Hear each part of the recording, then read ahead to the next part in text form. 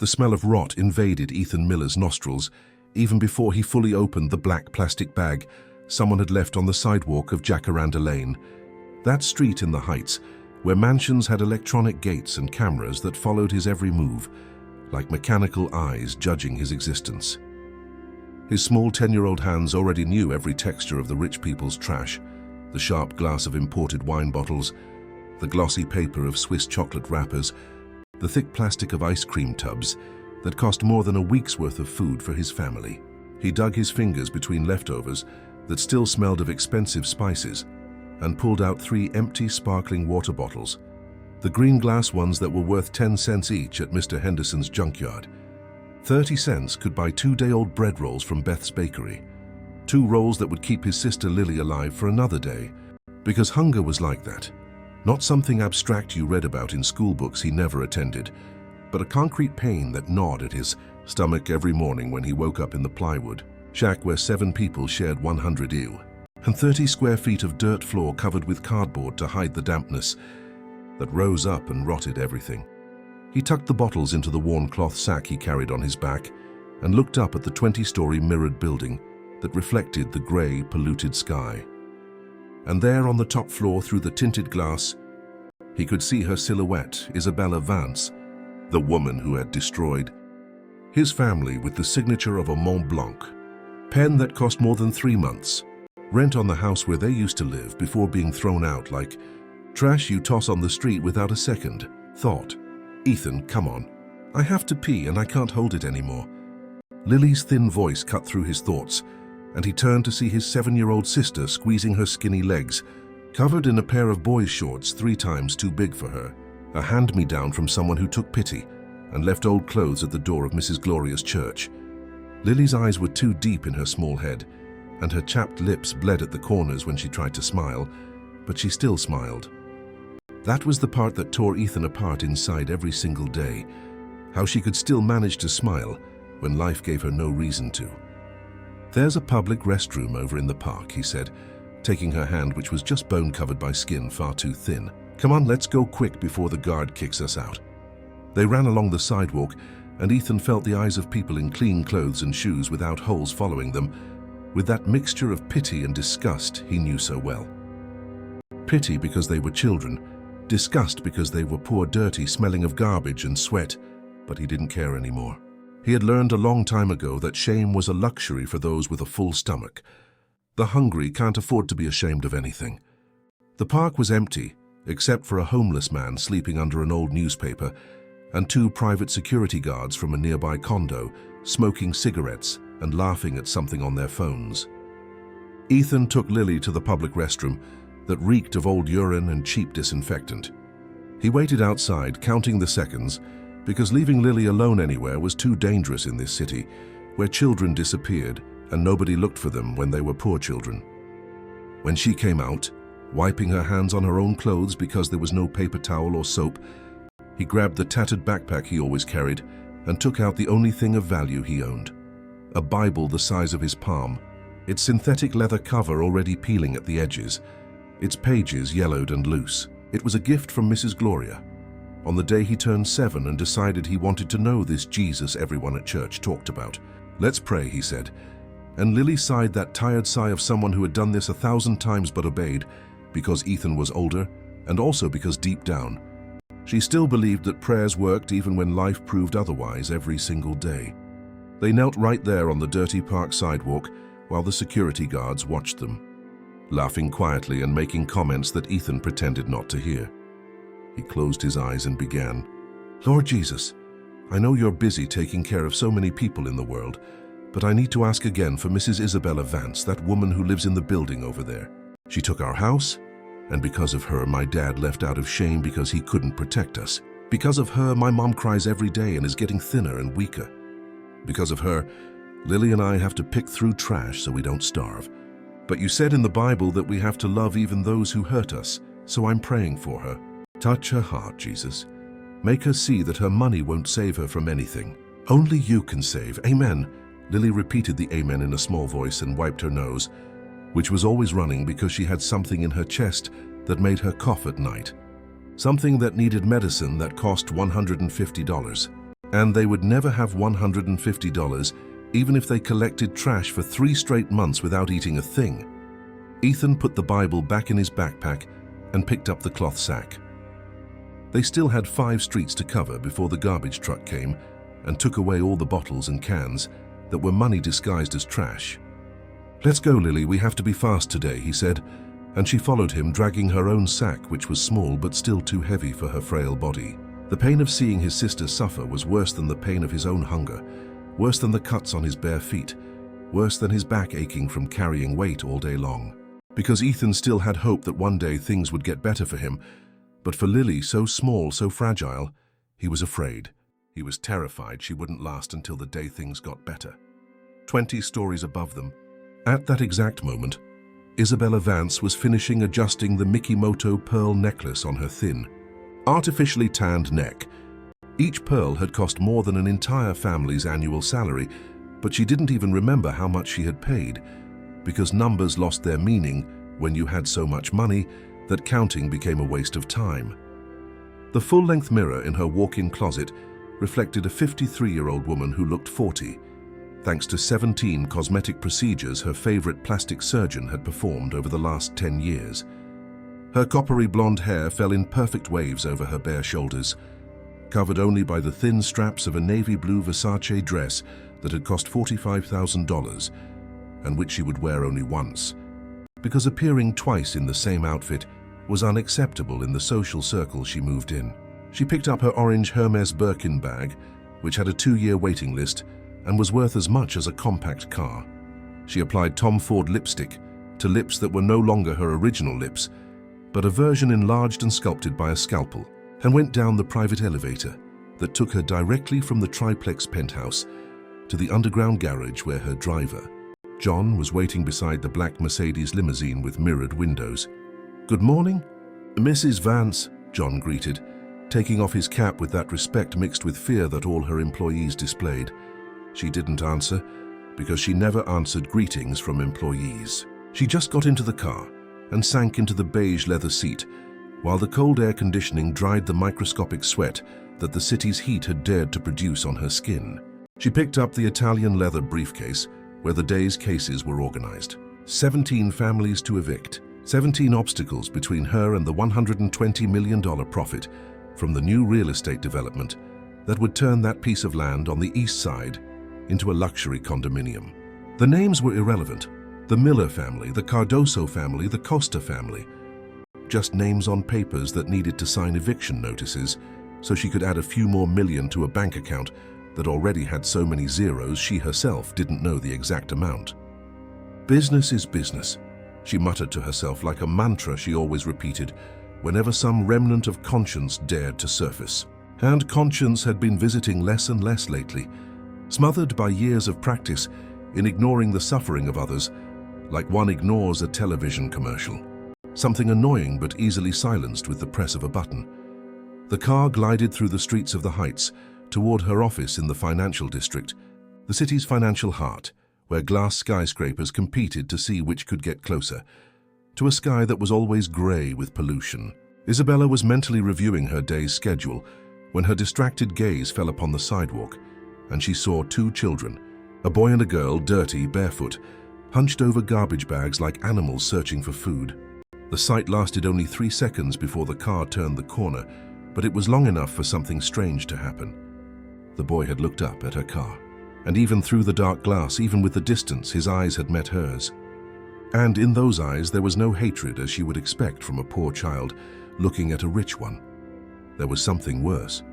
There was pity, compassion, as if the boy felt sorry for her and not the other way around. The idea was so absurd that Isabella shook her head and returned to her papers. She was getting too sensitive. She needed to increase her Xanax dosage. The office occupied the 40th floor of a building where a square foot cost more than an entire house in the outer boroughs. Everything there was designed to intimidate. The imported Italian marble, floor that reflected like a mirror, the genuine leather sofas in the waiting room, the impeccably dressed secretaries who spoke in low voices as if they were in a temple. And at the center of it all, in the main office with a panoramic view of the city, was Isabella's solid rosewood desk. And behind that desk, She sat like a queen on her throne, handing out eviction sentences with the same naturalness that other people hand out smiles. The first family arrived at 8 o'clock, a young couple. The woman pregnant with a huge belly, and the husband with the eyes of a beaten dog. Mrs. Vance. The man began before even sitting down, his voice already breaking with desperation. Please, we just need 3 more months just until the baby is born. Then we'll pay everything back with interest, whatever you want. We'll work, we'll pay, just don't take the house now. Isabella didn't even look up from the documents when she answered with that cold, professional voice she had perfected over 30 years of destroying lives. You signed a contract. The contract has clear clauses about non-payment. You are in default, therefore the property reverts to me. It's as simple as that. But the baby, the pregnant woman whispered, placing her hands on her belly as if she could protect the unborn child from the cruelty of the world. If you evict us now, my child will be born on the street. Where your child is born is not my problem, Isabella said, finally looking at the couple with those artificially clear blue eyes, thanks to very expensive contact lenses. My problem is the property you are illegally occupying. Sign the eviction form, or I'll have the police carry out a forced removal. The choice is yours. The man signed with hands that trembled so much the signature was illegible. The woman cried in silence, with tears that streamed down over her pregnant belly. And Isabella was already calling for the next family, before they had even finished leaving the room. The second family, the third, the fourth, the fifth, all with the same story of desperation told in slightly different variations, all with pathetic pleas that she ignored with the efficiency of a machine. It was with the seventh family that something different happened. It was a woman alone, maybe 40, but looking 60 from so much suffering accumulated in her face, accompanied by 3 children who clung to her like shipwreck survivors clinging to debris. The woman didn't cry, didn't plead. She just stood in front of the rosewood desk and said in a voice too calm for the situation, "Mrs. Vance, I know you're going to evict me. I know there's no point in asking for mercy because you don't have any. So I just came to say one thing, and then I'll leave." Isabella arched a perfectly drawn eyebrow and replied, "Then say it quickly, because I have 10 more families waiting." The woman took a deep breath and continued. 6 months ago, you evicted us from the house where I had lived for 15 years, the house where I raised my 4 children. We went to live under the 9th Street Bridge because we had nowhere else to go. We slept on old mattresses found in the trash. We bathed at the public faucet at the bus terminal. My oldest son, John, was 15, and he caught a bad case of pneumonia, a very high fever, coughing up blood. But we didn't have money for a doctor, and we didn't have a permanent address to get care at the public clinic. The woman paused for a second, swallowed hard, and went on. My son died in my arms, apologizing for being sick, apologizing for being a burden. 15 years old, Mrs. Vance. 15 years of life thrown away because you needed that land. The silence that settled in the room was so heavy, it seemed to have physical substance. Isabella was paralyzed, her pen suspended in the air for the first time in years without a ready answer. The woman continued with the same frighteningly calm voice. I should hate you. I should want to see you dead. But there's a lady at our church, Mrs. Gloria, who taught us to pray for our enemies. So every day I pray for you. I pray that God touches your heart before it's too late. Because if he doesn't, you're going to hell. And as much as I want to hate you, I wouldn't wish hell on my worst enemy. She took her 3 children by the hand and left, leaving the unsigned eviction form on the desk, and leaving something heavier behind as well. The naked truth that Isabella wasn't just an efficient businesswoman. She was a murderer in an expensive suit and Italian shoes.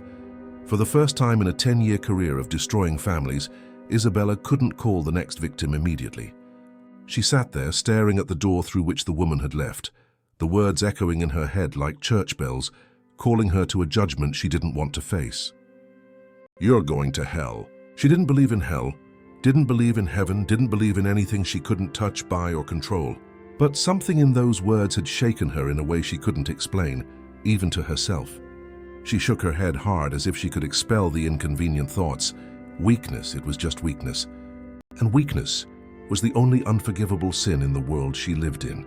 She called for the 8th family and got back to the business of destroying lives with impeccable efficiency. At 6 in the evening, when she finally finished the 17 evictions, Isabella should have been satisfied. That was 17 fewer families between her and the $120 million profit. 17 victories in a day's work. But instead of satisfaction, she felt only a profound weariness that wasn't physical. It was something deeper, more frightening. It was as if her soul was tired of carrying the weight of so much cruelty. A ridiculous thought she immediately banished from her mind. Souls didn't exist. They were just an invention of weak religious people who needed to believe in something greater because they weren't strong enough to face the raw reality that life had no meaning beyond what you created for yourself. And she had created a very clear meaning: to accumulate wealth, accumulate power, accumulate enough so that no one could ever hurt her again like they had when she was young and poor and vulnerable. She went down to the garage and got into the limousine. "John, take me home," she ordered, and the driver obeyed in silence as always. The car retraced the path back to the heights, and for some reason she couldn't explain, Isabella asked him to drive down Jacaranda Lane, the same street where she had seen the children that morning. And they were still there, the boy and the girl, now with their sacks full of bottles and cans, walking slowly under the afternoon sun that still burned strong even at 6 o'clock. "Stop the car," Isabella said suddenly, and John looked at her in the rearview mirror with obvious surprise but obeyed. She got out of the limousine, and the heat of the street hit her like a slap. She was used to perpetual air conditioning, to artificial climate control. This was unpleasant. Sweat immediately began to form on her forehead and back. She walked toward the children, who stopped when they saw her, their eyes wide. "You," Isabella said, pointing at the boy with a finger on which a 5-carat diamond ring glittered. "You were looking at me this morning. Why?" Ethan swallowed hard and answered with a voice that trembled, but not from fear. It trembled with emotion. "I was praying for you." "Praying?" Isabella almost laughed at the absurdity. "For me? Why?"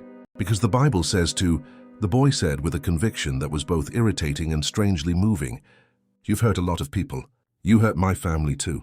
But Jesus said we have to love even our enemies, so I pray. I've been praying every day for 8 months. 8 months, Isabella repeated, and she felt something crack inside her chest. Not break completely, but crack like glass that takes the first impact before shattering. "Why so long?" "Because Mrs. Gloria, she's the leader of our church, she said we have to persist. That God hears the prayers of those who don't give up. So I don't give up. I pray morning and night, asking God to touch your heart before it's too late." "Too late for what?" Isabella asked, and her voice came out softer than she intended. "Too late for you to be saved," the boy answered with the brutal honesty of children who haven't yet learned to lie. "You have a lot of money, but your heart is dead. We can see it, and a dead heart can't enter heaven. Only Jesus can make a dead heart live again." Each word was a blade, cutting through layers and layers of protection that Isabella had built around herself over 3 decades. Each word exposed a truth she had tried to bury so deep she believed it no longer existed. But it did. It always had. She was rotten inside. And finally someone had the courage to say it to her face. And that someone was a barefoot child who had nothing but had everything she didn't. Faith, hope, love. "Your name?" she asked, because she needed to know, needed to put a name to this child who was destroying all her defenses with simple words. "Ethan Miller, ma'am. And this is my sister, Lily." "Ethan," Isabella repeated, and the name tasted strange in her mouth, a taste of remorse mixed with something she couldn't identify. "How long have you been collecting trash, Ethan?" "Since I was 7, ma'am. Every day from 6 in the morning until it gets dark." "And your mother?" "My mom cleans houses, but she's sick. She has diabetes and high blood pressure. The medicine costs $150 a month, and we don't have that money, so she doesn't take it and just gets worse every day." With each answer, Isabella's world dismantled a little more. She had spent more than $150 just on breakfast that morning. She had wasted more than that on tips in restrooms she never used. And here was a child telling her that his mother was dying for lack of a miserable $150. That's when the girl, Lily, dropped her garbage bag and walked up to Isabella. She was so small that the top of her head barely reached Isabella's waist. She extended her tiny hand, covered in dirt and sores, and touched Isabella's hand full of expensive rings. "You're very sad," Lily said with that brutal sincerity only children possess. "My brother says we have to pray for you because you're lost." "Is it true? Are you lost?" The question was so direct, so simple, so true, that Isabella couldn't lie, couldn't run, couldn't do anything except what she did. She fell to her knees right there on the dirty sidewalk of the heights. She fell like a collapsing tower and she began to cry. Not the restrained, elegant cry of rich women at fancy funerals, but an ugly, desperate, ragged sob. The cry of 30 years of loneliness pretending to be power, of cruelty pretending to be strength, of emptiness pretending to be fulfillment. Ethan and Lily looked at each other for a second, and then, without planning, without thinking, they simply hugged this woman who had destroyed so many lives, including theirs. They hugged her because it's what Jesus would do. They hugged her because love doesn't need a reason. They hugged her because she desperately needed it, even if she didn't deserve it. "It's okay," Ethan whispered, stroking her back as Isabella sobbed in his arms. "Jesus can still save you. It's not too late. It's never too late as long as we're alive." And in that moment, kneeling on the dirty sidewalk, embraced by her victims, Isabella Vance had a devastating and simple revelation. She was completely lost, irredeemably lost, and these two hungry children were the only people in the entire world who cared enough to try to save her. But would it be too late? That was the question that echoed in her head as the sun set over the city, dyeing the sky blood red. Would it be too late, or was there still time to fix what she had broken? The answer would come sooner than she imagined, because that very night, 3 masked men were waiting for her in the building's garage with ropes, a gag, and plans for revenge that had been carefully crafted over months of meticulous planning. And the transformation she had resisted for so long was about to be forced upon her in the most brutal way possible. In the darkness, in fear, in the cage, the red emergency light flashed on the garage ceiling, creating shadows that danced between the imported cars like restless ghosts. Isabella knew immediately that something was wrong the second the elevator doors opened. The fluorescent lights that normally illuminated every inch of the underground parking were completely off. Only that intermittent red light, which turned everything into a scene from a cheap horror movie. Her instinct screamed at her to go back, to press the elevator button, to ride back up to the safety of her penthouse. But her feet had already stepped out, and the door was already closing behind her with a click that sounded far too final. "John?" she called, looking for the black Mercedes that was always parked in her exclusive spot with the driver waiting. "John, where are you?" Her voice echoed in the empty space and returned without an answer. Only the heavy silence and something worse than silence breathing. Several breaths coming from different directions. She turned to go back to the elevator, but she wasn't fast enough. 3 figures emerged from the shadows with the terrifying coordination of men who had rehearsed every move. They were big, muscular, dressed entirely in black with ski masks covering their faces. They moved with brutal efficiency. The first one covered her mouth with a hand that smelled of motor grease and old anger. The second twisted her arms behind her back, with enough force to make her shoulders pop in pain.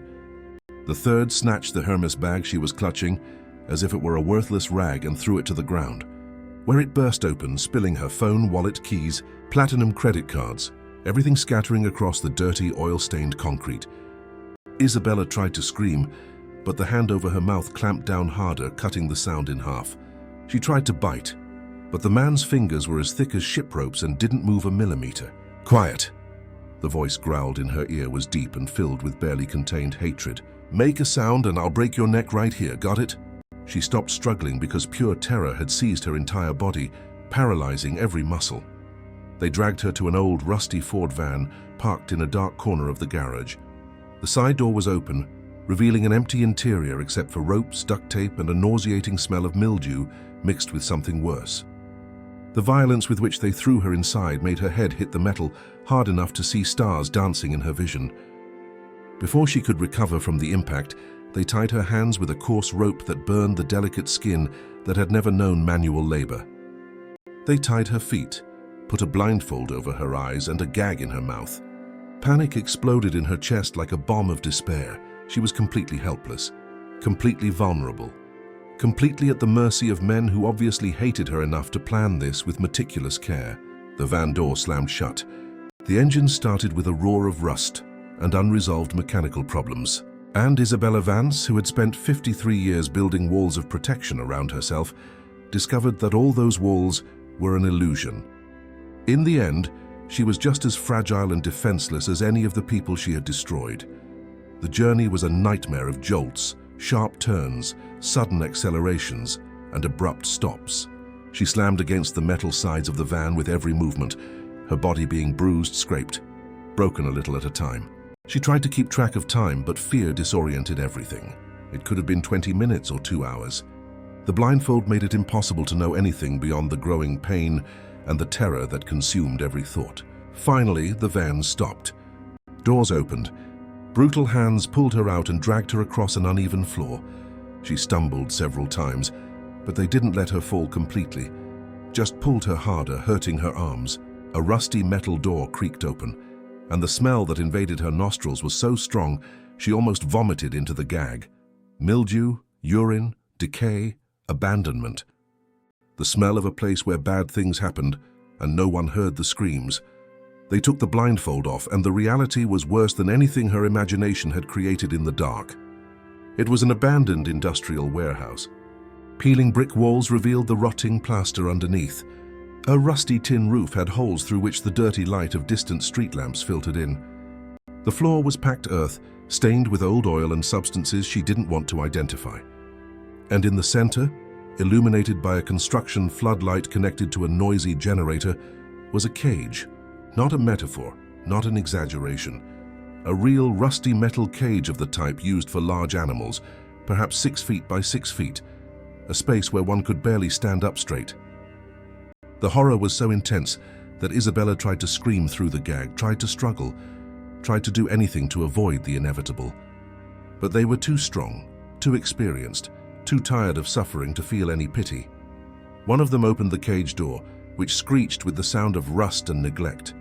Another cut the ropes on her feet with a knife that glinted briefly in the dim light.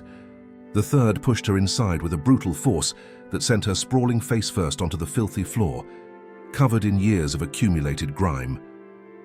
The door slammed shut with a final metallic click. The latch dropped. The padlock snapped closed, and only then did they remove the gag from her mouth. "Help" was the first word that came out, screamed with all the force of lungs that still had air. "Help, somebody help me, for the love of God, help!" One of the men laughed, a laugh with no humor in it, only old bitterness. "Scream all you want, lady.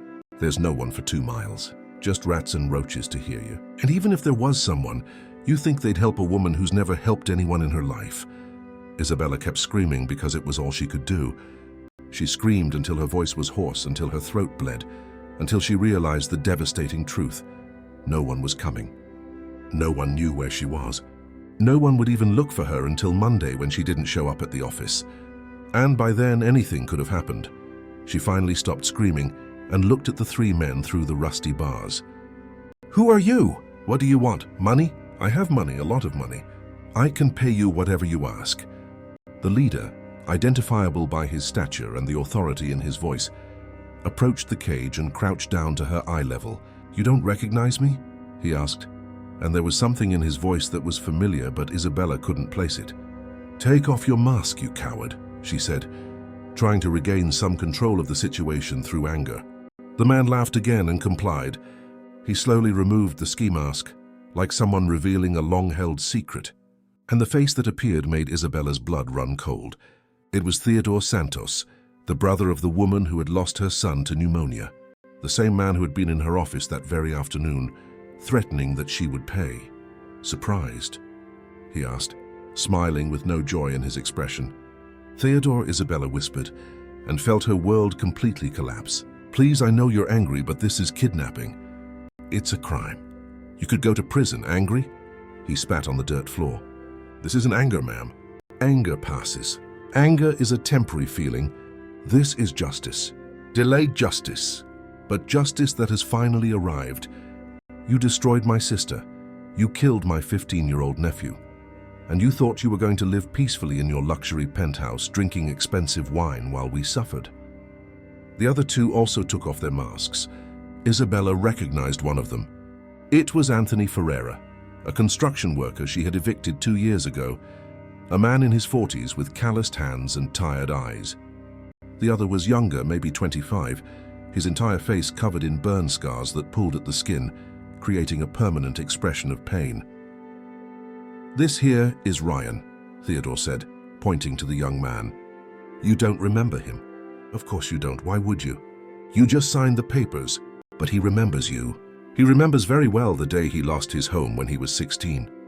He lived on the street, slept on cardboard under an overpass until one night a gang set him on fire while he slept. For fun, just to watch him burn. Isabella looked at the horrific scars covering the young man's entire face and felt bile rise in her throat.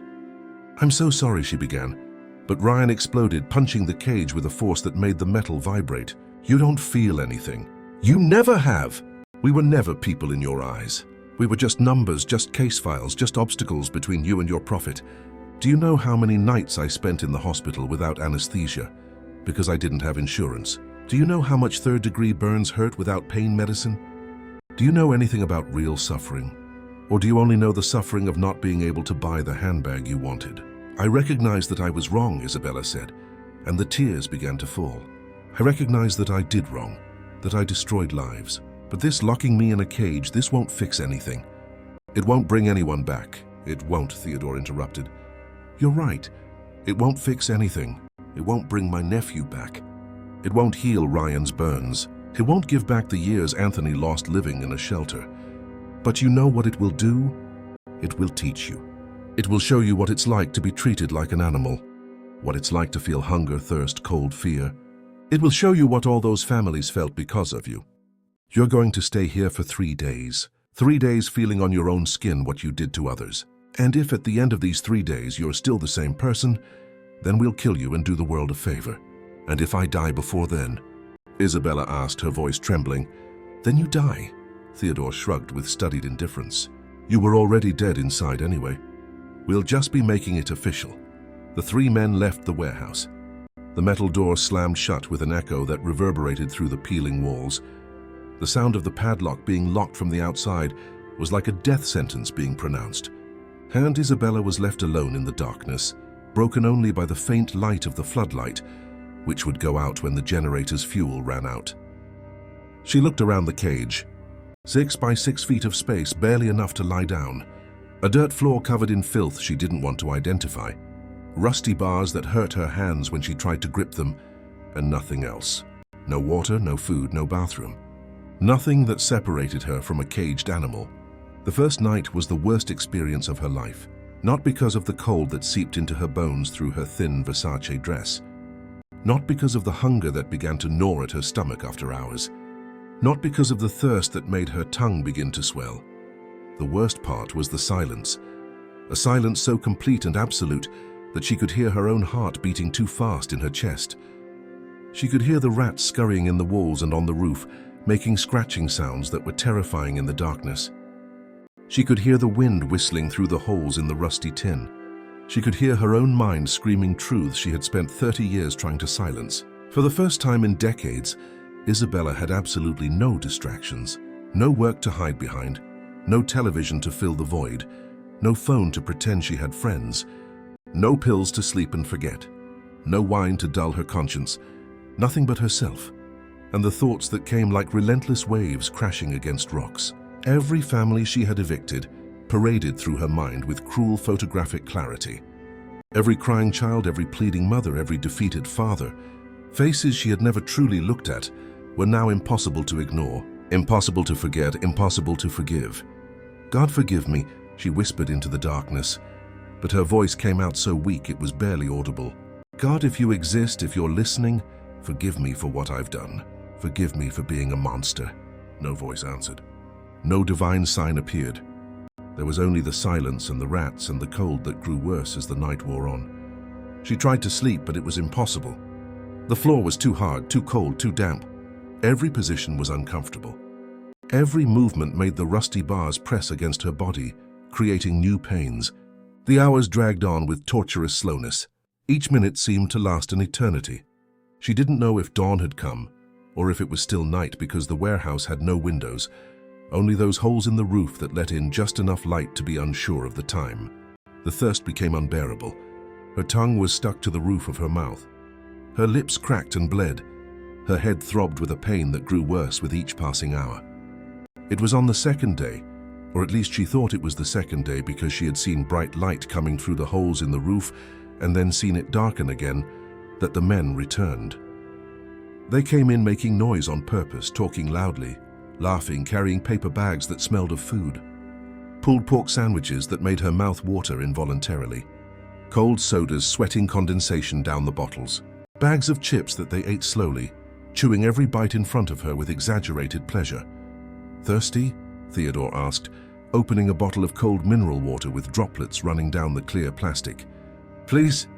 Isabella extended her hand through the bars, her fingers trembling uncontrollably. "Please, just a sip. Just to wet my tongue."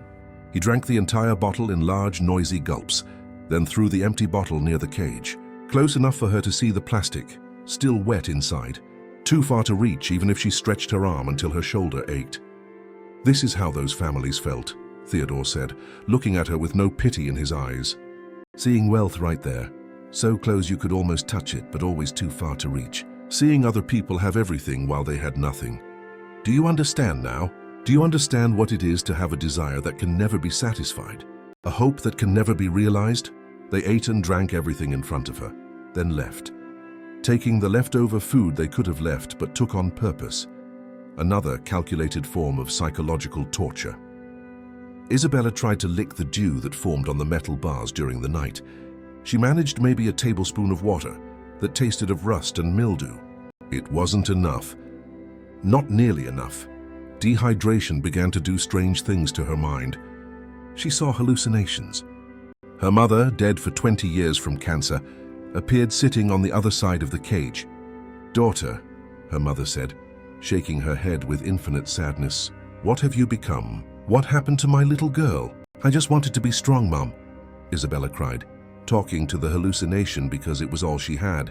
"I just wanted to never be poor again, never be weak, never let anyone hurt me again." "And to achieve that, you hurt hundreds of people," her mother replied. "You became the very thing you were afraid of becoming.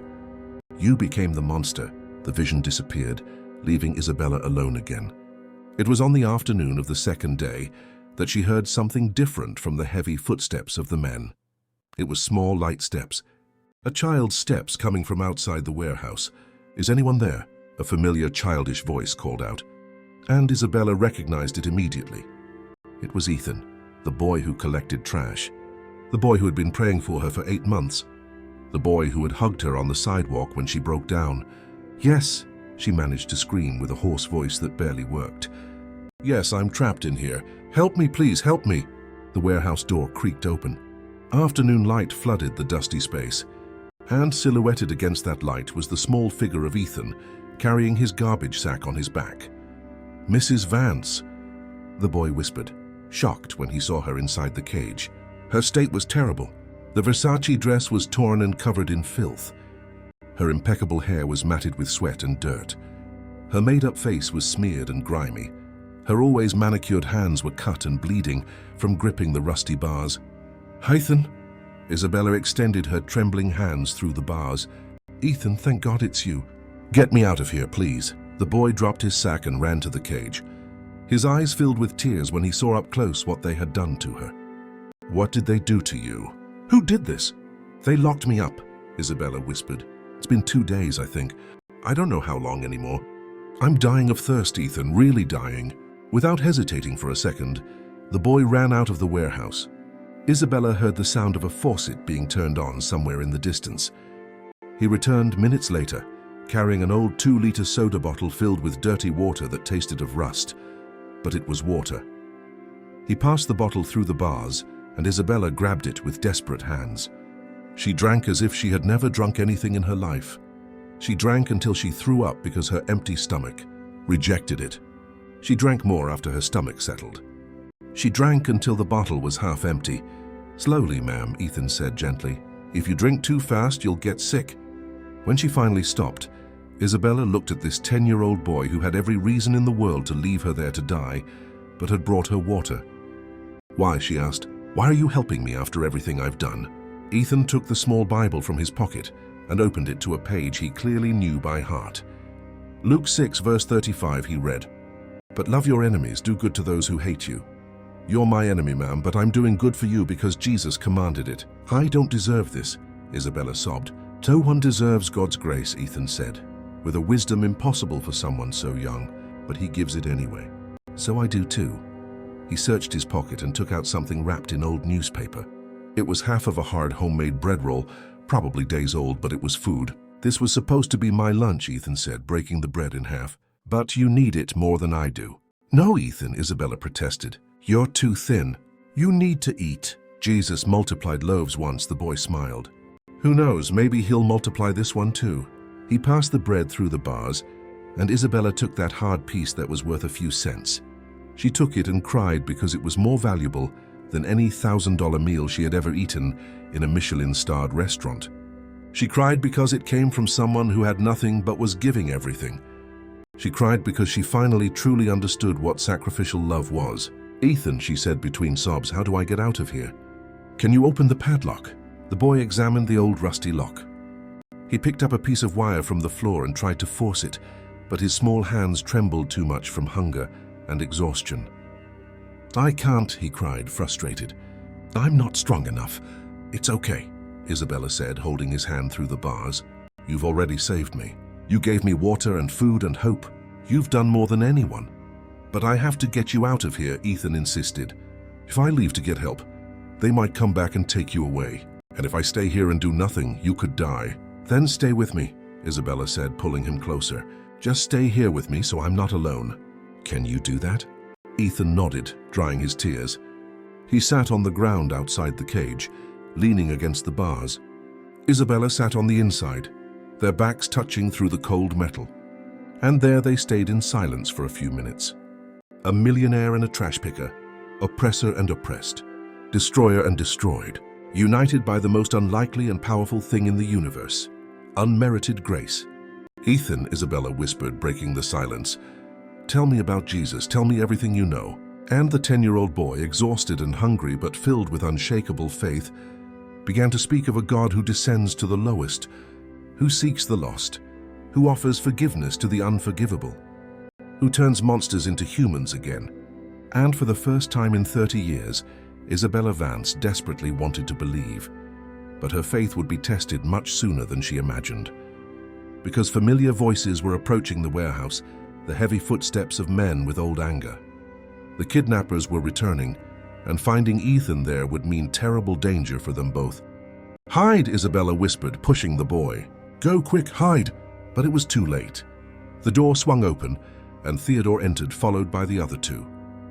They stopped the instant they saw Ethan, frozen in the middle of the warehouse, holding the empty water bottle. "What the hell?" Theodore began. Then his eyes went to Isabella inside the cage, and he saw that she was no longer dehydrated, no longer on the verge of death. "You gave her water," he shouted, advancing on the boy. "You gave her water."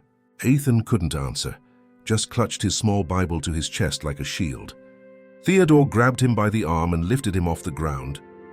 The boy was so light he weighed practically nothing. "We planned this for months," he yelled. "Months preparing to make this woman suffer. And you come here and ruin everything by giving her water." "Wait," Anthony said, pulling his friend's arm. "Look at him. He's just a street kid. He probably doesn't even know who she is." "I know who she is," Ethan said, and his voice came out firmer now despite the fear. "I know very well." The three men fell silent, looking at this tiny boy who spoke with courage disproportionate to his size. "Then why did you help her?" Ryan asked, confused. "Because Jesus told me to," Ethan replied, opening the Bible to a marked page. "Because the Bible talks about the man who was robbed and left lying on the road. Many people passed by and didn't help.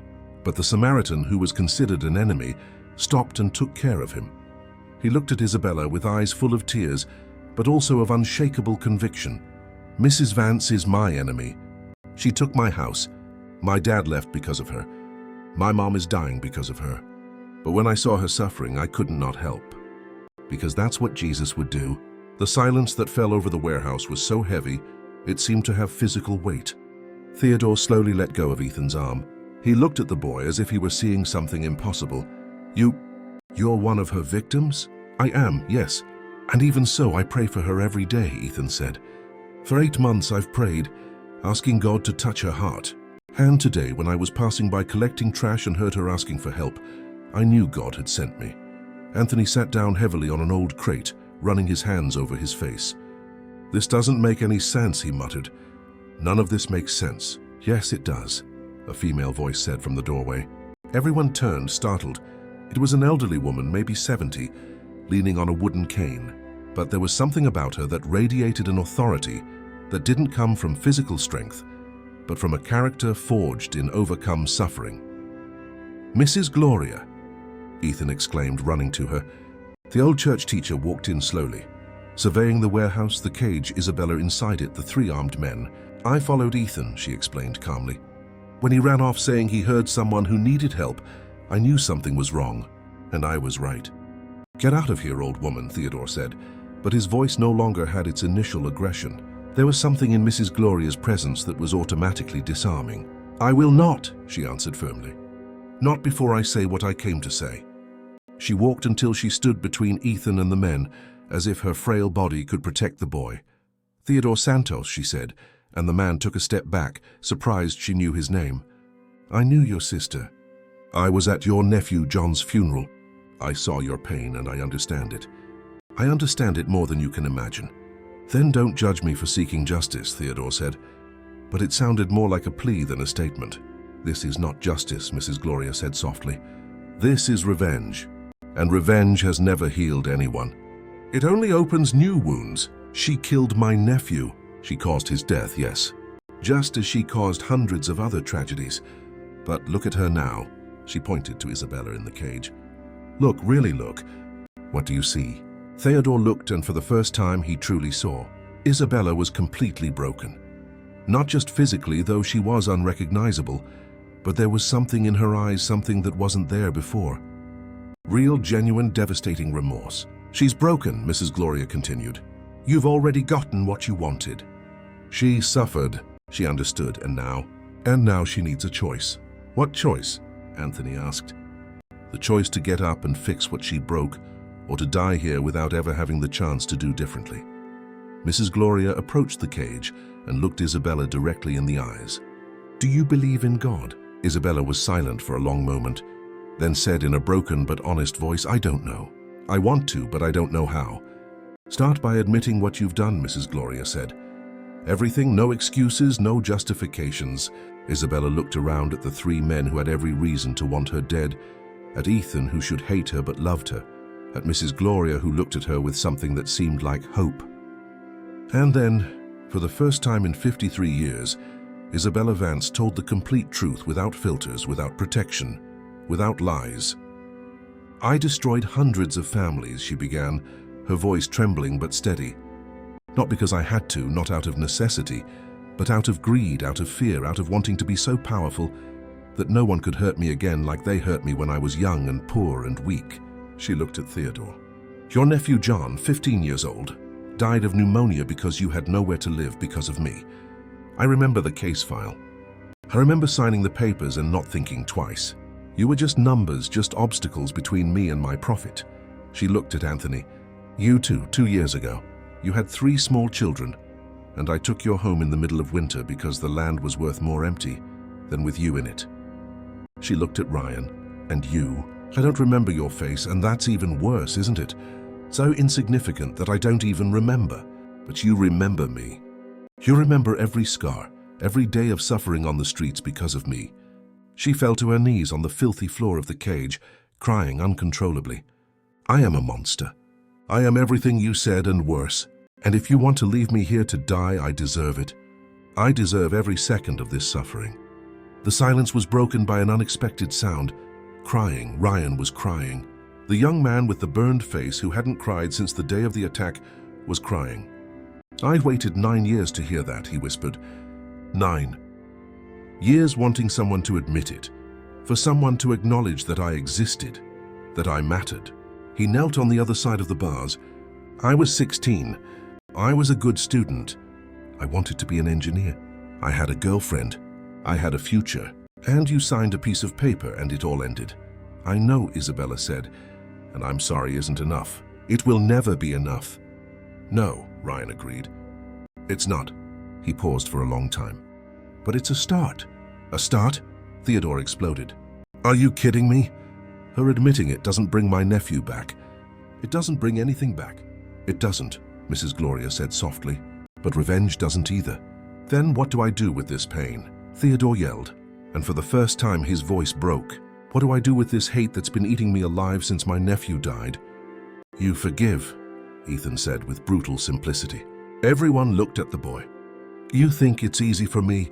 Ethan continued with tears rolling down his cheeks. "You think I'm not angry? That I don't wake up at night crying because my father left, because my mother is wasting away, because my sister is hungry and I have nothing to give her?" He approached Theodore. "I'm 10 years old and I carry trash 12 hours a day. My feet bleed, my hands hurt, and when I see this woman in her expensive cars, I want to hate. I really want to, but Mrs. Gloria taught me that hate is a poison we drink, hoping the other person dies, and I don't want to die poisoned. I want to live free, so I pray even when it hurts, even when it seems impossible." "You're a child," Theodore said, but without any conviction.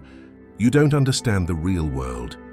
"I understand that Jesus forgave the men who nailed him to the cross," Ethan interrupted. "While they were doing it, he said, 'Father, forgive them.' And if Jesus could forgive that, I can try to forgive her." Theodore collapsed. He literally collapsed to the ground, sobbing like he hadn't since he was a child. Anthony knelt beside him, also crying. Ryan was already on his knees, tears falling on his scars. 3 broken men, 1 broken woman, a child who carried impossible wisdom, and an old woman who was witnessing a miracle happening before her eyes. "Let me out," Isabella said softly. "Let me out. And I promise you, I promise on the memory of every person who suffered because of me, I will spend the rest of my life making it right. I won't get rich again. I won't live in luxury. I will work like Ethan works. I will live like you live. And every cent I get I will use to give back, to repay, to fix this." "And if you're lying?" Theodore asked, looking up through his tears. "And if this is all just to get out of here?" "Then you kill me," Isabella said simply. "You kill me for real. Because if I go back to my old life, then I don't deserve to live." Mrs. Gloria took the key to the padlock from Theodore's pocket. He didn't resist. "How did you know he had the key?" Anthony asked. "I didn't," Mrs. Gloria smiled. "Faith, my son, just faith." She opened the lock. The door creaked. Isabella didn't leave immediately. She stayed inside as if she no longer knew how to be free. It was Ethan who entered the cage. He walked in and extended his small, dirty hand. "Come on," he said. "Jesus is waiting." And Isabella took that hand and let a 10-year-old boy guide her out of the cage where she had been an animal, out of the prison, out of the darkness. When she stepped out, her legs gave way. She fell, and Theodore by instinct caught her. They stood there, embraced, crying. Oppressor and oppressed, destroyer and destroyed. "Forgive me," Isabella whispered. "Please, I know I don't deserve it, but forgive me." Theodore didn't answer for a long time. Then, with a choked voice, he said, I'll try. Not today, maybe not tomorrow, but I will try. It's all I can ask for," Isabella said. And together, they walked out of the warehouse into the sun, which temporarily blinded them. But it was real sun. It was real light. It was the beginning of something new, still fragile and uncertain, but it was real. And sometimes real is all you need to start over. The sunlight was a knife cutting into Isabella's eyes after 2.5 days in the darkness of the warehouse. She stumbled on her own feet as she walked out, leaning on Theodore, the world spinning in disorienting circles. But there was something beyond the physical dizziness. It was the strange feeling that she had died in that cage, and the person walking out was someone completely different. Someone who didn't yet know who she was, but knew with absolute certainty who she was no longer. She was no longer Isabella Vance, the cruel businesswoman. She was no longer the woman who destroyed families without blinking. She was no longer the empty thing disguised as power. She was just Isabella, stripped of pretense, empty of lies, ready to be rebuilt from scratch or die trying. Outside the abandoned warehouse was an old car, a beat-up blue Ford sedan that must have been 20 years old, and next to the car stood Lily, and a woman Isabella recognized immediately despite having seen her only once. It was Claire, Ethan, and Lily's mother, the woman whose house she had taken 8 months ago. She was too thin, her face gaunt, showing bones that shouldn't be visible. Her eyes were hollowed from not sleeping right, not eating right, not living right. But when her eyes met Isabella's, there was no hatred in them.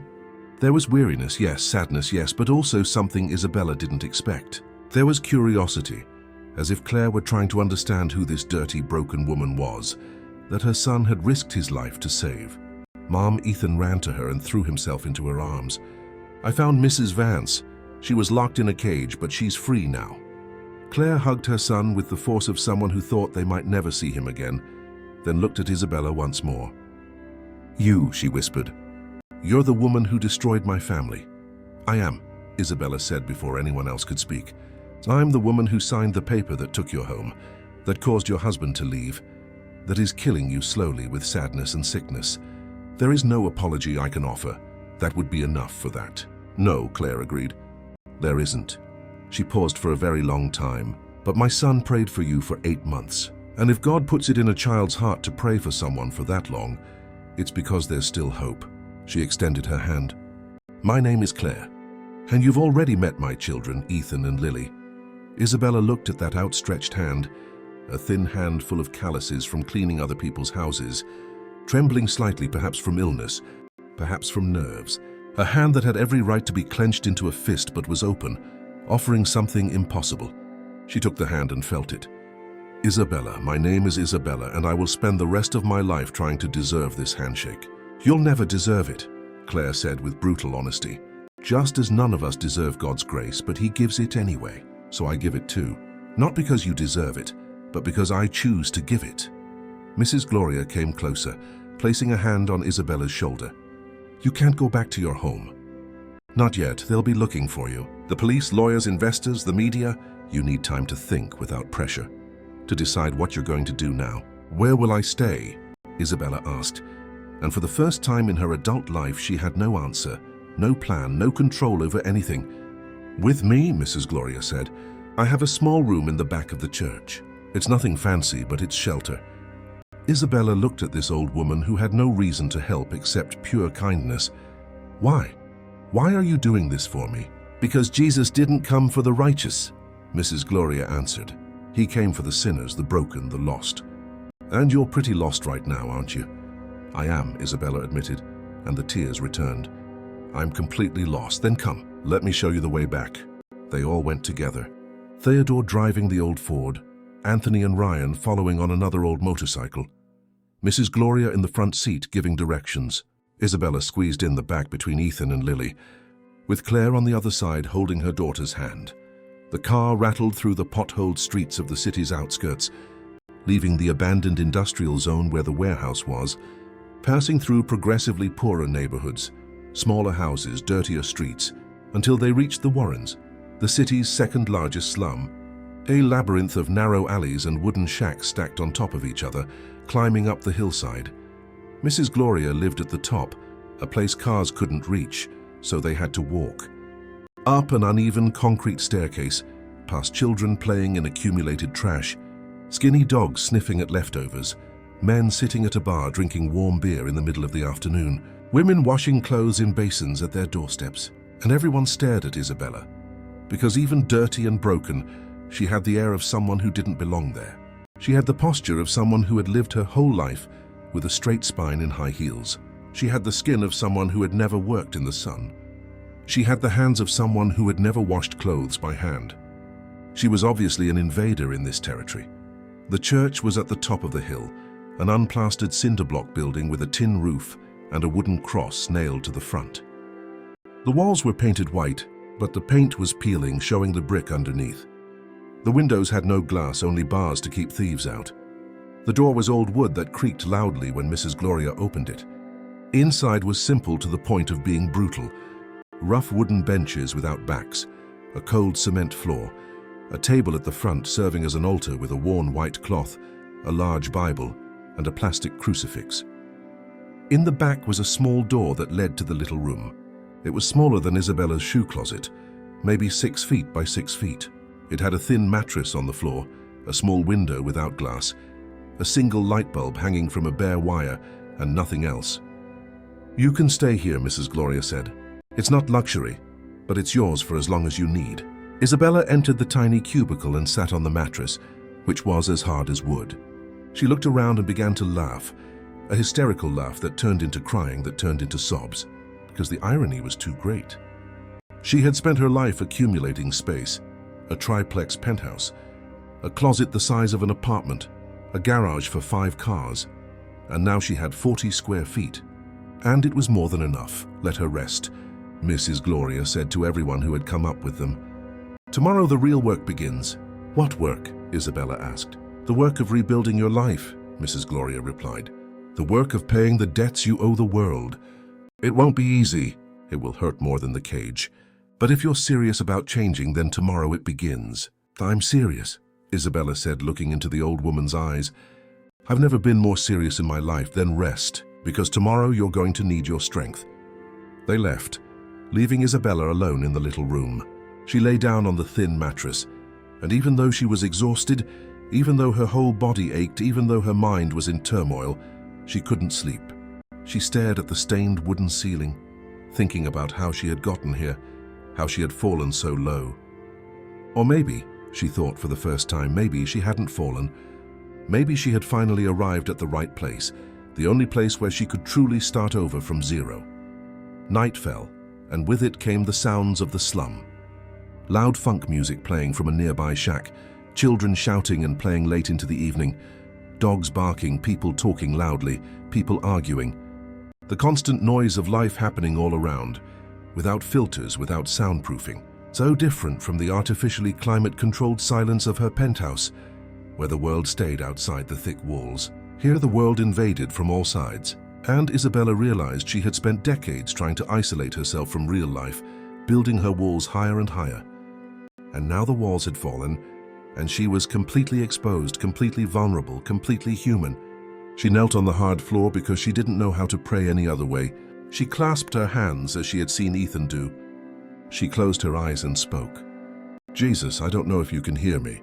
I don't know if I deserve to be heard. But Ethan said you love even the worst of us. So if that's true, help me. Teach me how to be human again. Teach me how to love. Give me the strength to fix every life I've broken." She waited for an answer, a sign, something. And something came. It wasn't a voice, not a vision. It was just a small, fragile piece. But it was real. For the first time in 30 years, Isabella slept without pills, without wine, without anything but that tiny piece. And she dreamed. In her dream, she saw all the families she had evicted. But this time they weren't accusing her. They were just waiting in a massive line that stretched to the horizon, waiting to see if the transformation was real, waiting to see if the monster could become human. And Isabella woke up determined to prove that it could, even if it took the rest of her life. A rooster crowed at 5 in the morning, waking her. It took a few seconds to remember where she was. The wooden ceiling, the smell of mildew, the hard mattress. It wasn't the cage, but it wasn't the penthouse either. It was something in between. It was a new beginning. A knock on the door made her sit up. "Are you awake?" It was Mrs. Gloria's voice. She came in carrying old clothes. "They were mine from when I was younger. They'll be big on you, but it's what we have. If you're going to work with Ethan today, you can't go in a torn designer dress." Isabella changed. The worn denim pants were loose at the waist, held up with a rope. The faded shirt had holes at the elbows. On her feet, a pair of flip-flops so worn the plastic was almost transparent. She looked at herself in a broken piece of mirror nailed to the wall. She didn't recognize the woman looking back. There was no more makeup, no more impeccable hair, nothing that identified the powerful executive. There was only a frightened 53-year-old woman starting from scratch. "Are you ready?" Ethan asked from the door, carrying 2 empty sacks. A larger one for him, a smaller one for her. "I think so." "No, you're not," he said honestly. "But we're never ready for God's plans. We just go." They left together in the pre-dawn darkness. Lily followed behind, sleepy, dragging her own sack. 3 trash pickers against the world. They descended the hill in silence. The slum was still asleep, except for the workers leaving early to catch crowded buses. They reached the streets of the Heights where Isabella had lived her whole life, but which she now saw from a completely different angle. No longer from inside a limousine with dark windows, but from the outside, from the side of the invisible. "We start here," Ethan said, stopping in front of a luxury condo. "Their trash is the best, but you have to be quick before the truck comes." He started opening bags and Isabella froze. I don't know how." "It's easy," Lily said, already digging her small hands into a bag. "Look for bottles, cans, cardboard. Leave the rest." Isabella took a deep breath and for the first time in her life put her hands in garbage. The smell hit her like a punch. Rotten food, dirty diapers, something slimy she didn't want to identify. Her stomach churned violently. "You gonna throw up?" Ethan asked without judgment. I think so. Everyone throws up at the beginning. Just turn to the side." Isabella threw up 2-3 times until there was nothing left in her stomach. And then, with tears in her eyes, she went back to picking. Plastic bottles, aluminum cans, each one weighing almost nothing. But together they began to form a small value. They worked in silence for almost an hour. The sun began to rise, painting the sky orange, when Ethan finally tied up the sack. "How much do we have?" Isabella asked. Ethan weighed it mentally. "Maybe $15–20 if we're lucky." $20, Isabella repeated. An hour of brutal work, $20 miserable dollars. She used to spend that much on a tip for a restaurant bathroom attendant. "Come on," Ethan said. "We have 3 more neighborhoods to pick before the sun gets too strong." By 10 in the morning, Isabella was ready to give up. Her back burned from being bent over. Her once soft hands were now cut by sharp cans, bleeding. Her feet in the cheap flip-flops were covered in blisters. And the heat was suffocating. I need to stop," she gasped, sitting on the sidewalk. "You can't," Ethan said, but gently. "If we stop for too long, other pickers will take our spot. We have to keep going." "I can't." "You can," Lily said. "I'm 7 and I can do it. You can too." The shame was greater than the exhaustion. Isabella got up, and that's when she saw the car stopping. A black Mercedes identical to her own. And from the car stepped Megan Torres, her former secretary, impeccable in a gray suit, high heels, leather briefcase. Megan's eyes casually scanned the street and landed on Isabella. For a moment there was no recognition, because how could there be? The dirty, barefoot woman picking through trash couldn't be her boss. But then her eyes widened. "Isabella," Megan whispered, approaching.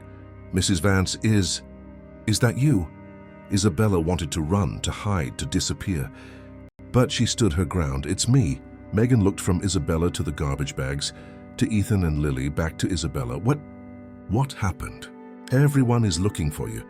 The company, the investors, the media. There's a $100,000 reward." "I know." "Then what are you doing picking through trash?" Isabella looked at Ethan. The boy nodded slightly. "Courage." "I'm paying my debts," she said. "Debts? You're a millionaire. You don't have any debts." "I have hundreds." She pointed to Ethan. "With him. With his family. With the other 17 families I evicted in that 1 week alone." Megan was speechless. "Have you gone insane?" "Were you kidnapped? Did they hit you on the head?" "I was kidnapped, yes. And in the cage where they locked me, I finally saw the monster I had become. So now I'm choosing differently. I'm choosing to be human." Megan took a step back as if Isabella had a contagious disease. "You're crazy. Completely crazy." She took out her phone. "I'm calling Dr. Anthony, your lawyer. He'll come get you. Have you committed if necessary." "Don't call," Isabella said firmly. "Megan, I'm telling you, don't call. You can't just throw everything away." "I'm not throwing it away. I'm giving it back." Isabella looked into her former secretary's eyes. "How much do you make?" "What? How much do you make a month?" $12,000, Megan admitted, confused. "And how much do you spend on rent?" $2,500. So you have $9,500 left over. And still, you complain that it's not enough, that you can barely make ends meet. Isabella pointed to Ethan. "He makes $20 a day if he's lucky, $600 a month, and he still shares half of it with his mother and sister." Megan looked at the boy, really looked for the first time. He's a child. He's 10. He's been working since he was 7. 12 hours a day, barefoot, bleeding hands. And you know what else? He prays for me every day, asks God to save me. Me, the one who destroyed his life. So tell me, Megan, who's crazy here? Me for trying to fix this, or us, who thought it was normal to have everything while children had nothing? The silence was absolute. Megan slowly put her phone away. She looked at Isabella, at Ethan, at Lily. Back at Isabella. I don't know what to say. You don't have to say anything. Just go back to your life. And if anyone asks, you didn't see me. But the reward? $100,000. I know. It's a lot of money. Isabella smiled sadly. But if you report me, you'll have to live knowing you took away someone's last chance at redemption. Is it worth it? Megan didn't answer. She walked back to her car in silence, got in, sat with her hands on the steering wheel, staring ahead. And then she started the engine and drove away. Do you think she'll tell? Ethan asked, letting out the breath he'd been holding. I don't know, Isabella admitted. But if she does, at least she'll think about it first. She'll question things. And who knows, maybe she'll change too. Or, Lily said with the brutal honesty of children, she'll call in an hour and you'll be arrested. Or that, Isabella agreed. So let's work fast before someone comes. They picked until 5 in the afternoon. When they finally stopped, Isabella could barely stand. At the junkyard, the fat man weighed everything. $32. Ethan divided it immediately. 10 for him, 10 for Lily, 12 for Isabella. He insisted she get more because it was her first time. Isabella looked at the crumpled bills in her hands. $32, 12 hours of work, sweat, blood, pain, and it was the most honest money she had ever earned in her life. What are you going to do with it? Ethan asked as they walked back to the slum. I don't know. Buy medicine for your mom. She needs it. But he hesitated. You need to eat too, so you have strength to work tomorrow. Tomorrow, every day, ma'am. We work every day except Sunday. On Sunday, we go to church. The reality hit Isabella like an avalanche. Every day. For how long? Until when? Years maybe, decades, maybe until she died. And she would have to live like this. Without comfort, without luxury, without anything but the essentials. For the first time, she truly understood what she had promised. That night, back in the little room, Isabella broke down. Not physically, though her body was destroyed, but emotionally. She cried as she never had before. She cried for the life she had lost, for the transformation that hurt more than any cage, for the loneliness of no longer having anyone from her old world. That's when she heard a knock on the door. Come in. It was Claire carrying an old food container. Ethan said you didn't eat anything today. I brought some rice and beans. It's not much, but... Isabella looked at this woman, too thin, sick, poor, offering food she probably needed for herself. I can't accept this. You need it more than I do. That's exactly why I'm giving it to you, Claire said, sitting on the floor beside her. Because I understand hunger, and no one should have to feel it. They ate together in silence. The rice was plain, the beans watery, but it tasted like love. Why are you doing this? Isabella finally asked. I destroyed your family. Your husband left because of me. I know, Claire said calmly. And for 8 months, I hated you. I hated you so much it made my body sick. I woke up angry, I went to sleep angry, and the anger was killing me. She looked at Isabella. So I did what Mrs. Gloria taught me. I started to pray. Not for myself, but for you. And it was the hardest thing I've ever done. Because every day I had to choose not to hate you, to choose to forgive even when it hurt. And can you really forgive me? Claire was quiet for a long moment. Sometimes yes, sometimes no. There are days when I look at you and I still feel angry. There are days I want you to suffer more. She took a deep breath. But today when I saw you working with my son, with blisters on your feet, your hands bleeding but still going. Today I felt something else. What? Hope. Hope that maybe, just maybe, we can both be healed. Me from the anger, you from the guilt. Isabella started crying again and Claire hugged her. And they cried together, being healed by the most unlikely thing, forgiveness. And that night, Isabella understood something fundamental. The path back to humanity wasn't a solitary one. It was walked together with those she had hurt. It was built through the forgiveness they gave, even when she didn't deserve it. It was made one day at a time, one act at a time, until one day, maybe she could look in the mirror and recognize the person looking back. 3 months passed like a river flowing to the sea, inexorable, transformative, carrying away pieces of the old Isabella and leaving in their place something new that didn't have a name yet, but had a more human form. She woke up every day at 5 with the rooster's crow, worked 12 hours picking trash alongside Ethan and Lily, and returned to the slum with bleeding feet and an aching back, but with a small piece growing in her chest. Her hands, once soft, now had thick calluses. Her skin, once protected by $300 sunscreen, was now burned and spotted by the relentless city sun. Her body, once sculpted by a personal trainer, was now thin from occasional hunger, but strong from real work. She had lost 30 pounds, gained muscles she never knew she had, and discovered she could survive on far less than she had always thought necessary. 3 simple meals a day, a bucket bath, old mended clothes, and it was enough. It was more than enough, because for the first time in decades, She wasn't empty inside. The slum had accepted her slowly, with initial suspicion that faded as they saw she really worked, really lived there, really wasn't leaving. She met Mrs. Francis, who lived 2 shacks down and made a miraculous cornbread with almost nothing. She met Mr. Balthazar, who had lost his leg in a construction accident but still smiled every day. She met little 4-year-old Amanda, who played in the mud but had the purest laugh in the world. She met dozens of people who would have been invisible to her before but were now friends, an improvised family, a real community. And every Sunday she went to church, sat on the rough wooden bench, and listened to Mrs. Gloria preach about a grace that isn't earned but received, about a love that isn't deserved but lived, about a God who comes down to the lowest to lift up those who have fallen. And the words that once would have been just noise now penetrated deep, changing something essential in her soul. She had started to believe. Not with absolute certainty, but with a small faith that was growing like a seed planted in good soil. It was in the 12th week that the news arrived. Ethan ran into her room one night, his eyes wide. "Mrs. Vance, Megan is back." Isabella's blood ran cold. She was here to report her, to collect the reward that was now rumored to be $200,000. But when she went outside, she saw something unexpected. Megan was there, but not in a designer suit.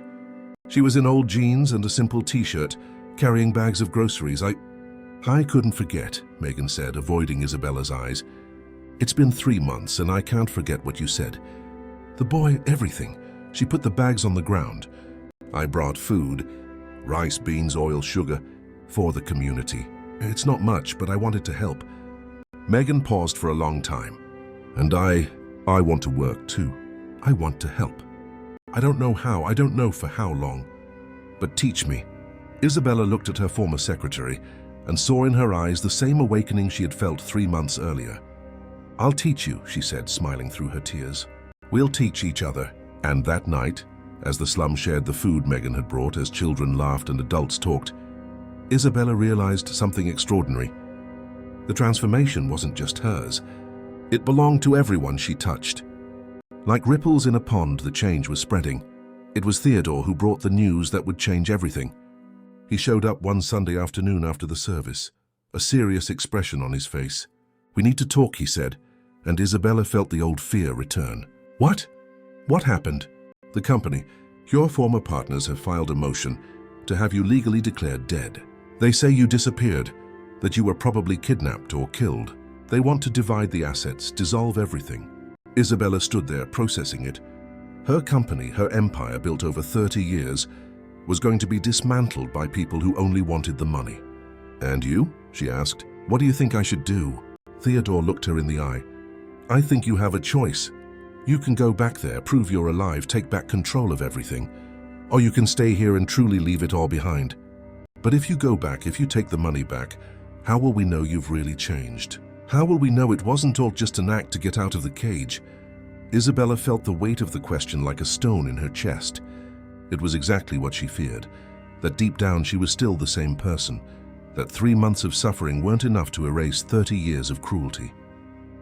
But then she looked around at the shacks stacked on the hill, at the barefoot children playing, at Ethan and Lily, who had become more family than any blood relative, at Claire, who shared what little she had, at Mrs. Gloria, who taught her about God every day, at Megan, who had left a comfortable life to pick trash with her, at the entire community that had accepted her in spite of everything.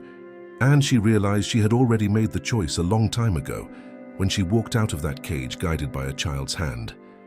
"I'm not going back," she said, her voice firm.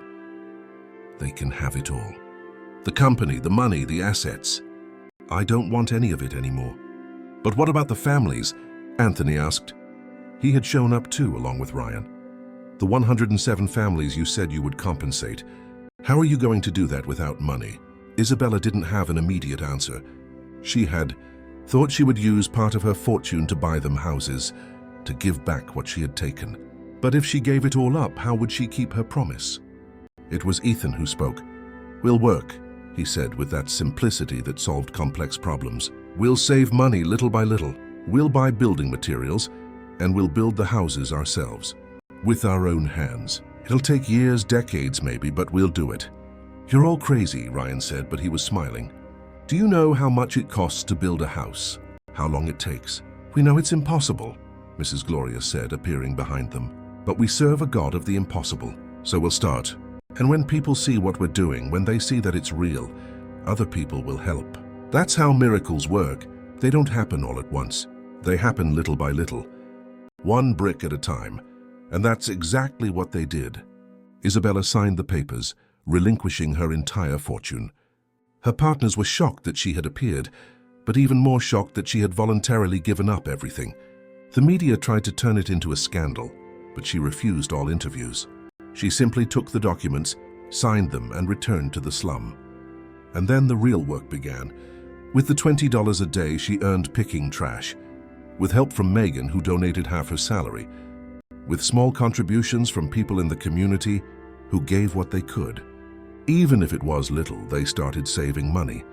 It took 4 months to have enough to buy a small plot of land in an outlying area that was slated for demolition.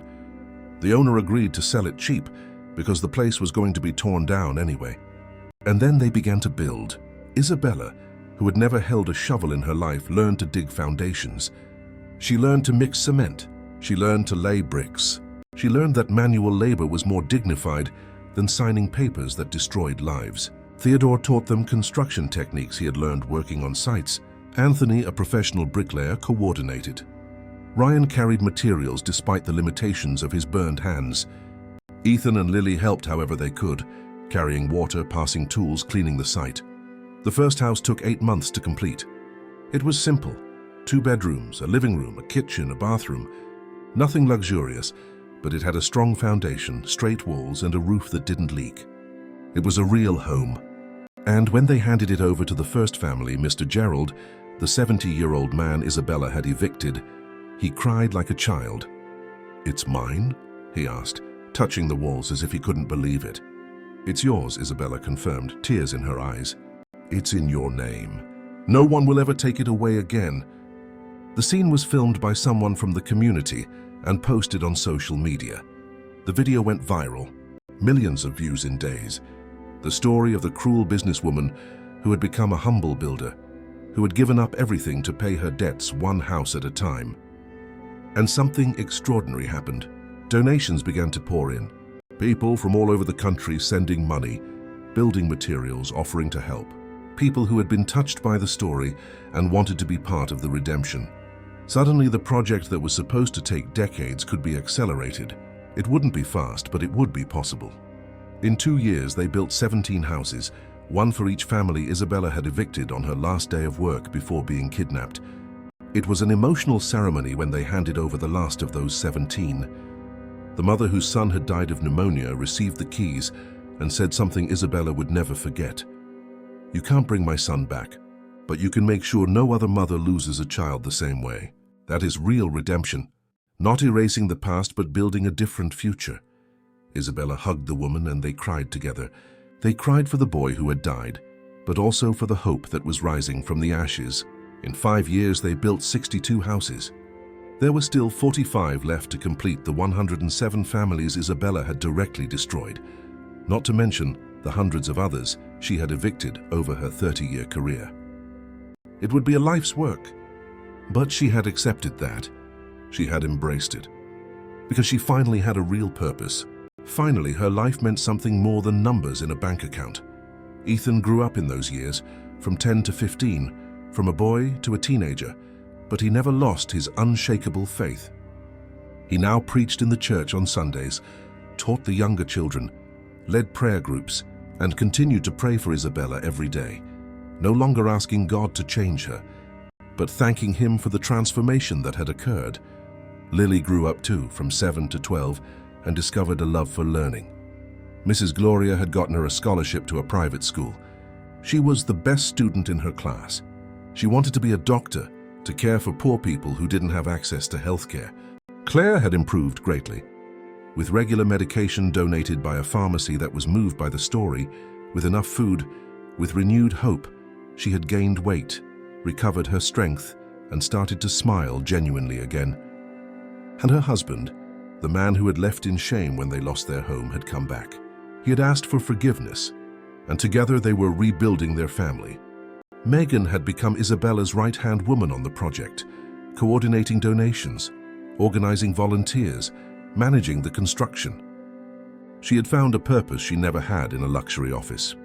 Theodore, Anthony, and Ryan had become inseparable friends with Isabella. The men who had kidnapped her were now her partners in a mission of redemption. They worked side by side every day, and sometimes, when they stopped to rest between construction tasks, they would talk about those days in the cage. "It feels like another life," Isabella said once. "It feels like it happened to someone else." "It did happen to someone else," Theodore replied. "That woman died in that cage. The woman who came out was different." "And you," Isabella asked, "have you been able to truly forgive me?" Theodore was quiet for a moment. "Yes," he finally said. "It wasn't fast. It wasn't easy. There are scars that will never completely disappear. But yes, I forgave you, and I feel free for the first time since my nephew died, because hate is a prison and forgiveness is freedom." Ryan touched the scars on his face. "These marks will be here forever," he said, "but they don't hurt anymore. They used to ache in my soul every day. Now they're just marks, just reminders of where I came from and what I survived." Anthony smiled. "We survived a lot, and now we're helping others survive too. It's funny how pain can turn into purpose if you let it." In the 7th year after the cage, Isabella turned 60. The community threw her a surprise party. It wasn't a luxurious birthday like the ones she used to have. There was no French champagne or caviar. There was Mrs. Francis's cornbread cake, 2-liter bottles of soda, and cheap snacks. But there was love. There was a real family. There were more than 200 people singing happy birthday. People whose lives she had touched in some way over the years. And when she blew out the candle, making a silent wish, she didn't wish for wealth or power. She only wished that God would give her the health to continue her work until she completed the 107 houses, until she paid her debt in full. It was Ethan, now 17, who gave the speech. He spoke with the maturity of an adult, but still had the purity of a child he never lost. "When I was 10, he began, I met a woman who was dead inside, a woman who had everything but had nothing. A woman God put in my path to teach me about persistent faith, because I prayed for her for 8 months without seeing any results. 8 months thinking my prayers were falling into a void. But God was working. God was preparing her heart, preparing the circumstances, preparing everything. And when the right time came, everything changed at once. Today, this woman is an example that it's never too late to change," Ethan continued, pointing to Isabella, who was crying openly. "That a monster can become human, that a heart of stone can become a heart of flesh, that a wasted life can be redeemed. She is no longer that cruel businesswoman. She is Isabella, our friend, our sister, our God-given mother. And I thank God every day that I prayed for her, because if I had given up, if I had stopped praying, maybe she would still be lost. But God is faithful, and when we pray with persistence, He answers. He always answers. It may take time, it may hurt, but He answers." The party continued late into the night with music, dancing, laughter, and Isabella thought about the irony. In the previous 60 years, she had had expensive parties in exclusive places with people who pretended to be her friends, but were only interested in her money, and she had never felt so alone. Now she had a simple party in a slum with people who had nothing but gave everything, and she had never felt so loved, so whole, so alive. That was the difference between having and being, between accumulating and sharing, between living for oneself and living for others. In the 10th year after the cage, they completed the 107 houses. It was a monumental achievement that had required an entire decade of tireless work, constant sacrifice, and unshakable faith. The last house was delivered in a huge ceremony, with the media present, politicians wanting to capitalize on the story, and organizations offering support. But the most important moment was when Isabella handed the keys to the last family and said, "This doesn't repay what I took from you. Nothing can. But it's a start. It's an acknowledgement that I was wrong.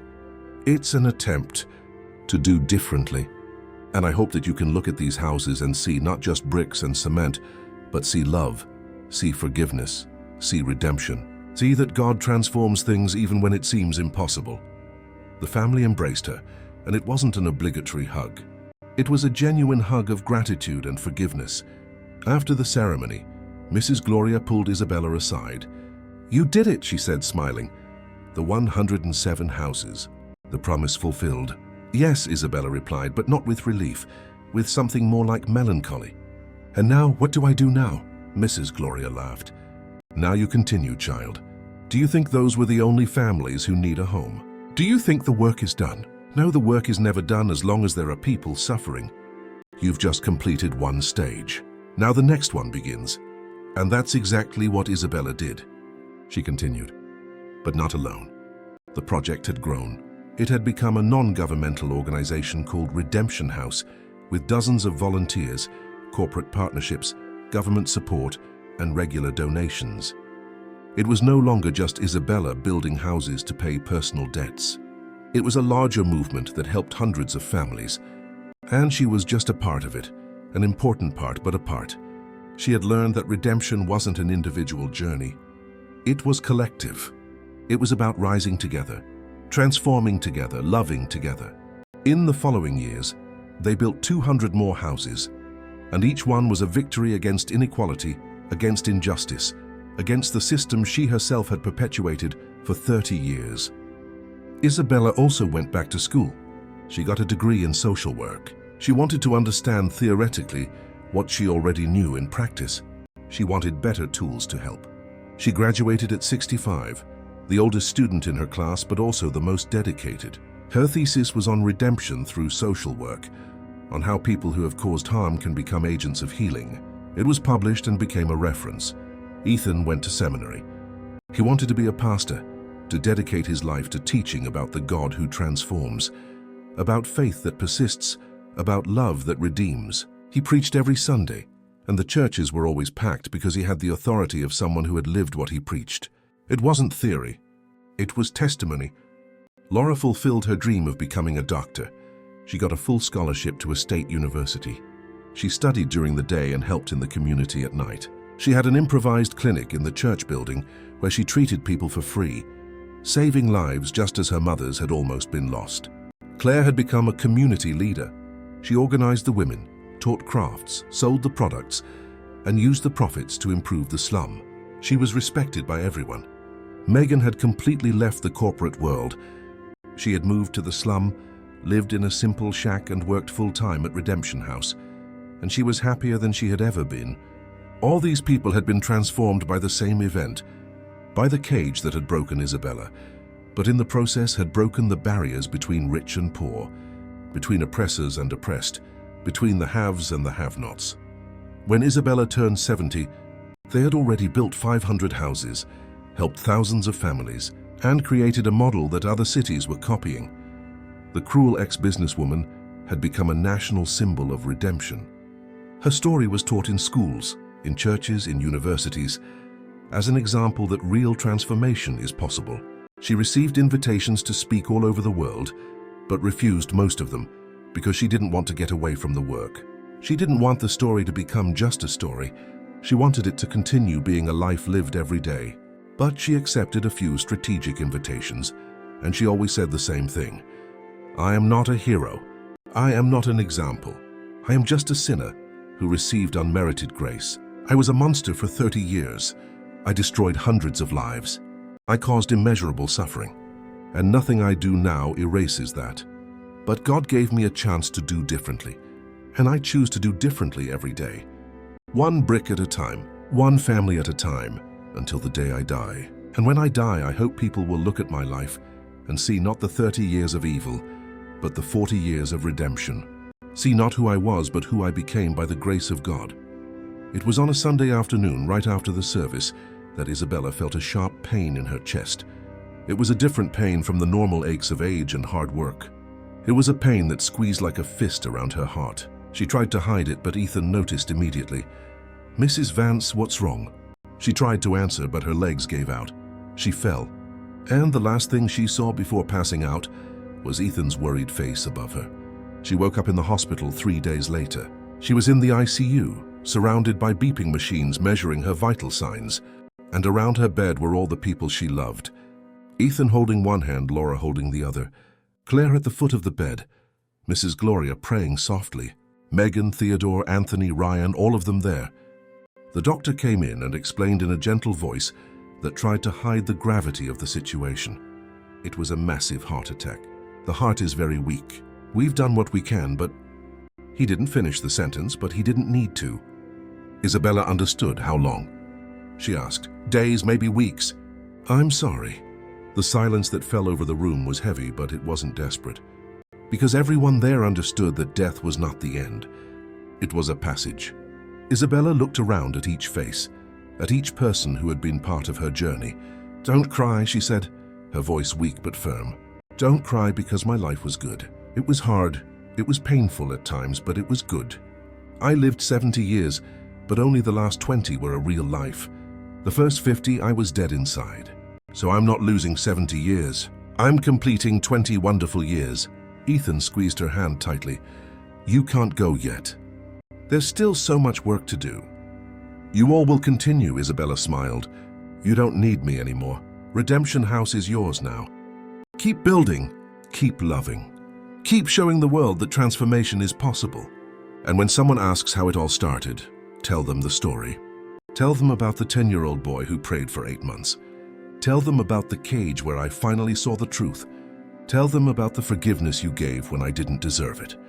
Tell them everything, because the story isn't about me. It's about a God who transforms the impossible.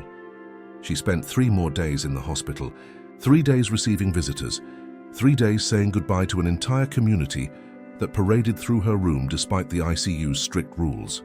The nurses tried to stop them, but gave up when they saw it was futile. They let people in one at a time, and each one had something to say.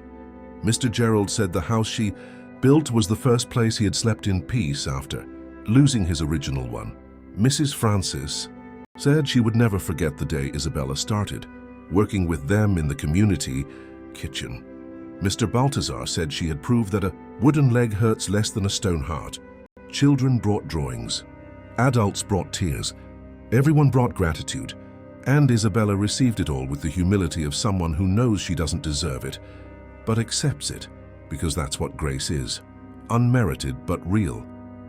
On the last night, when everyone had gone except for Ethan, who refused to leave, she asked for his small Bible, the same tattered Bible he had carried for 20 years.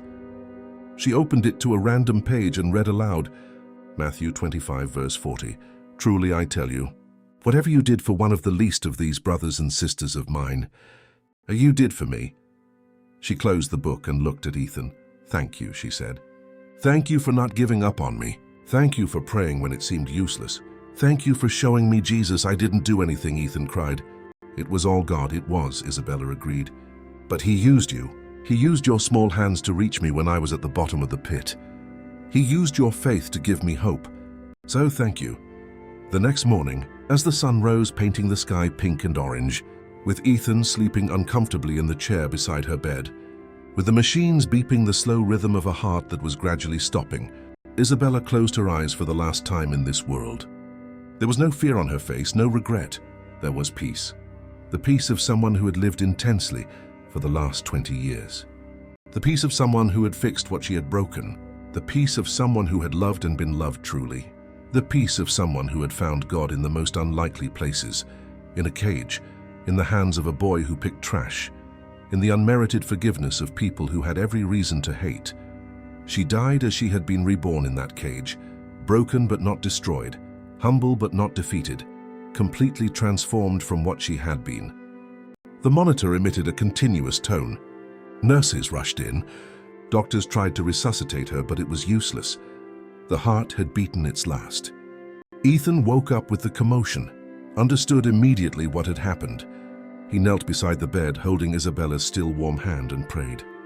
Thank you, Jesus, for saving her. Thank you for answering my prayers, even though it took a long time. Thank you for showing that it's never too late. Thank you for her life, for the houses she built, for the lives she touched, for the example she left. Receive her now into your kingdom. She has paid her debts here. Now let her rest in peace. The funeral was 3 days later, not in a private luxury cemetery where the old Isabella would have been buried, but in the public cemetery on the east side alongside simple people, poor people, the people she had learned to love. Thousands of people attended. The entire slum came down the hill. The 107 families who had received houses came from all corners of the city. Volunteers from Redemption House, people who had been touched by her story. The procession was immense, and as they carried the simple, unadorned wooden coffin, they sang hymns. Not sad hymns, but hymns of victory, because they weren't burying someone who had lost. They were burying someone who had won, someone who had been completely transformed. Ethan delivered the eulogy. He spoke of persistent faith, of transforming grace, of redeeming love, of a God who never gives up on anyone no matter how bad they are. And at the end, he said something that was etched in the memory of everyone who heard it. Isabella's life teaches us that our story is not defined by its beginning. It's defined by its end.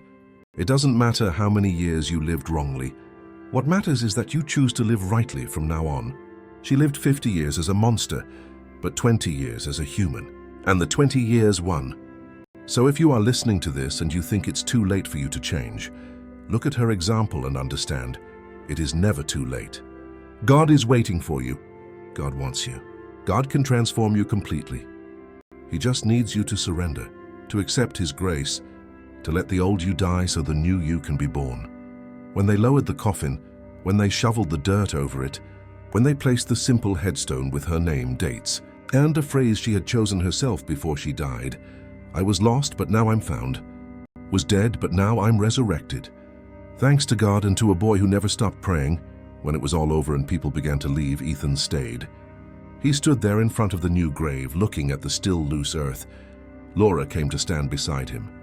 Then Claire, then Mrs. Gloria, then Megan, Theodore, Anthony, Ryan. They all stood in a circle around the grave, not in mourning, but in celebration. She did it, Ethan finally said, breaking the silence. She completely transformed herself. She paid her debts. She proved that God transforms. And now, Laura asked. Now we continue, Ethan replied. Redemption House doesn't end because she died. We continue building houses, helping families, showing the world that redemption is possible. This is her legacy. Not the houses she built, but the movement she started. The living proof that even the worst among us can be redeemed if they accept grace. They prayed together, thanking God for Isabella's life, asking for strength to continue the work. And when they finished, they walked together back to the slum, back to work, back to the life that went on. 10 years after Isabella's death, Redemption House had built 3,000 houses, helped 15,000 families, had a presence in 20 cities across the country, and had become an international model copied in other countries. Ethan was a renowned pastor who traveled the world telling the story. Laura was a doctor who directed a community hospital that treated thousands of poor patients a year. Claire had become an author. She wrote a book telling the whole story from her perspective, a book that sold millions and whose profits were all donated to Redemption House. Megan was the executive director of the organization, managing a multi-million-dollar budget, coordinating hundreds of volunteers, but she still lived in a simple shack because she had learned that happiness doesn't come from comfort. Theodore, Anthony, and Ryan were master builders who taught young people from the slum a dignified trade, giving them an opportunity they never had. Mrs. Gloria had died peacefully in her sleep at the age of 90, but not before she saw the miracle she had prophesied. She had seen Isabella transformed, a community restored, God working in the impossible way only He can. And in every house built, in every family helped, in every life transformed, Isabella's legacy lived on. Not as the cruel businesswoman she once was, but as the redeemed woman she became, proving every single day that it is never too late to change, that grace is stronger than sin, that love conquers hate, that forgiveness sets you free, and that God transforms. And if you are reading this story, if you have made it this far, perhaps it is because you too need to hear that it is never too late, that no matter what you have done, God can transform you, that no matter how far you have fallen, there is still hope. That redemption is not just for a privileged few, it is for everyone who accepts it, including you. So don't give up. Keep praying like Ethan prayed. Keep believing that miracles are possible. Keep loving even when it hurts. And one day when your story is told, may it be a story of transformation, of redemption, of a love that won. Because in the end, that is what matters. Not how much money we accumulated, not how much power we had, but how many lives we touched, how much love we gave, how much of ourselves we poured out to make the world a little better. That is true success. That is true wealth. And if you have learned something from Isabella's story, If you have been touched, transformed, inspired, then share it. Tell others. Leave a comment below about what this story meant to you. Subscribe to this channel to hear more stories that transform. And above all, live your own story of redemption. Because God is waiting. He is waiting to transform you. He is waiting to use you. He is waiting to show you that you too can be redeemed. No matter what you've done, no matter how far you've gone, it is never too late as long as you have breath in your lungs. So start today. Start now. Choose differently, love more, forgive more, be more, and let God perform the miracle that only He can, to turn a heart of stone into a heart of flesh, to turn a monster into a human, to turn death into life. End of story.